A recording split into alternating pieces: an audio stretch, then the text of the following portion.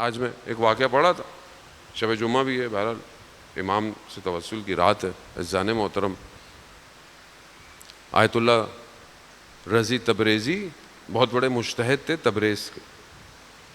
ان کے بارے میں بہرحال یہ کہ وہ اپنے زمانے کے بہت بڑے مجتہد تھے.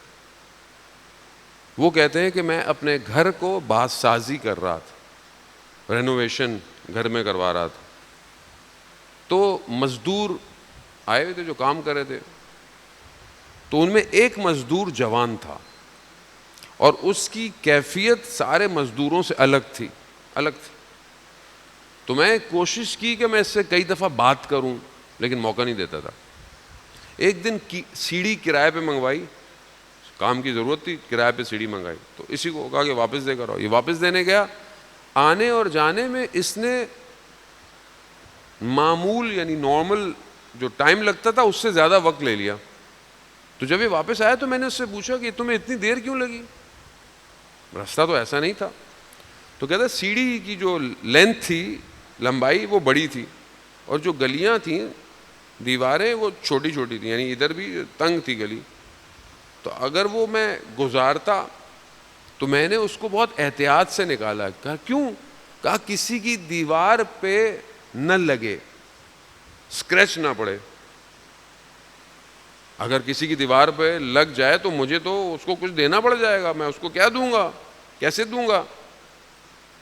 ہم تو یہاں چلتے چلتے پتہ نہیں کتنوں کی گاڑیوں میں اسکریچیں مارتے، ایسے بھی دل چاہ رہا تو لوگ مار دیتے.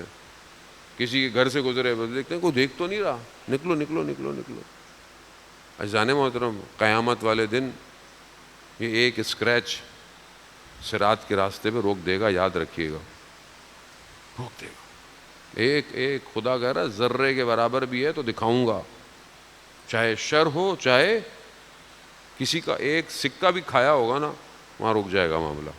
وہاں حساب کتاب یہ نہیں ہے کہ ہاں نہیں جاؤ. ہاں اگر کوئی راضی ہو گیا وہ ایک الگ بات ہے، کوئی معاف کر دے وہ الگ بات. اسی لیے بہت احتیاط. وہ جوان اتنا احتیاط کر رہا ہے کہ سیڑھی نہ ٹکرائے. اور ابھی ہم تو جلوس ہو رہا ہے، ماتم ہو رہا ہے، سبیلیں لگی ہوئی ہیں اونچی اونچی آواز میں، اسپیکر لگے ہوئے ہیں، کسی کو نیند آ رہی ہے، نہیں آ رہی، 3 بج رہے ہیں، 4 بج رہے ہیں. اور جب جشن ہوتے ہیں، اللہ معاف کرے، ابھی تو خیر محرم ہے، پھر تھوڑا انسان مؤدب ہے. جب ولادتیں ہوتی ہیں، آپ سوچیں ہم لوگ کیا کرتے ہیں، کیا کیا کرتے ہیں ہم. پتہ نہیں کہاں جا رہی ہے معذرت، میں زیادہ بولنا بھی نہیں چاہتا، پھر لوگ ناراض ہو جاتے ہیں کہ پھر مولانا صاحب. خود سوچیں نا، مطلب ایک امت جس میں خرد اور عقل ہو، وہ کیا کام کرتی ہے. ایسا کام کرتی ہے جس سے کسی کو تکلیف ہو. کیا دکھانا چاہتے ہیں، کس کو دکھانا چاہتے ہیں. وہ جوان سیڑھی ایسے لے کے جا رہا ہے کہ لائن نہ پڑے. تو انہوں نے کہا کہ جب کھانے کا وقت آتا ہے تو لوگ کھانا کھاتے ہیں، تم نماز پڑھتے ہو. بھائی کھانے کا ٹائم ہوتا ہے، تم بعد میں بھی تو پڑھ سکتے ہو. تو اس جوان نے سورہ جن کی آیت کی تلاوت کر دی، ان المساجد للہ. یہ جو مساجدیں ہیں یہ کس کے لیے؟ اللہ کے لیے ہیں، اور اس میں کسی کو اللہ کی عبادت میں شریک نہ ٹھہراؤ. تو کہا جب اس جوان نے آیت پڑھی میرے پاؤں لرزنے لگے. خود آیت اللہ تھے، لرزنے لگا میں کہ یہ جوان یعنی کیسے شریک نہ ٹھہراؤں. یعنی جب اللہ کہہ رہا ہے کہ میری عبادت پہ آؤ، میری نماز پہ آؤ، میری طرف آؤ، جب بلا رہا ہوں، اس وقت تم اگر کہیں اور جا رہے ہو تو تم شریک ٹھہرا رہے ہو، کسی کو شریک ٹھہرا رہے ہو نا.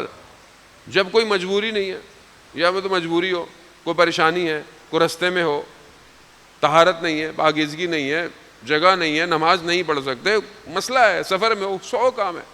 لیکن جب سب کچھ ہے، گھر میں بیٹھے ہو، مسجد کے پاس سے گزر کے جا رہے ہو بائک پہ، وہ سامنے ٹینٹ پہ کھڑے ہوئے ہو، باتیں کر رہے ہو، ادھر اذان ہو رہی ہے، ادھر نماز ہو رہی ہے، تم کیا کر رہے ہو؟ اس کا مطلب کیا ہے؟ اس کا مطلب ہے کہ تم ادھر اہمیت، اللہ کو اہمیت، یعنی کوئی اور زیادہ امپورٹنٹ. کہہ رہا جب اس نے یہ آیت پڑھی میں کانپنے لگا. میں نے اس سے معذرت کی، کہا مقصد میرا گفتگو کا یہی تھا کہ میں تم سے بات کرنا چاہتا تھا. فوراً بغیر مقدمے کے پوچھا اس جوان سے. کیا پوچھا؟ کہا امام زمانہ کہاں ہے، تم جانتے ہو؟ اس نے بولا ہاں، 1 گھنٹہ پہلے اسی تبریز میں تھے 1 گھنٹہ پہلے. کہا ہم کیا کریں کہ امام کی خدمت میں پہنچے.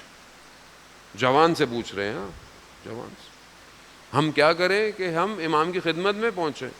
جوان نے ایک ہی جواب دیا, کہا بے اپنے آپ تک پہنچو, مراقب رہو تھوڑا سا, یعنی اپنے پہ تھوڑی توجہ دو, امام تک پہنچنے کی ضرورت نہیں ہے, امام خود آ جائیں گے, خود آ جائے. اپنے پہ توجہ دو تھوڑی سی. عزیزان محترم, میری زندگی کی پلاننگ, میری پڑھائی, میرا جاب, میرا کاروبار, میری شادی, میرے بچے, میرا گھر, سب پلاننگ ہے نا, یہ اچھی بات پلاننگ, لیکن اس پورے سسٹم میں امام ہے میرے اندر طاقت کہ مجھے آواز آئے میں سب چھوڑ کے چلا جاؤں؟ پریکٹس کی میں نے, پریکٹس کر رہا ہوں میں, پیچھے کیا ہوگا, میرا کیا ہوگا, میرے گھر کا کیا ہوگا, میرا اس کا کیا ہوگا. کربلا کیوں بار بار ریپیٹ ہو رہی ہے, کیوں بار بار سن رہے ہیں کہ جنہیں کربلا میں امام نے بلایا تھا انہوں نے پیچھے مڑ کے دیکھا نہیں,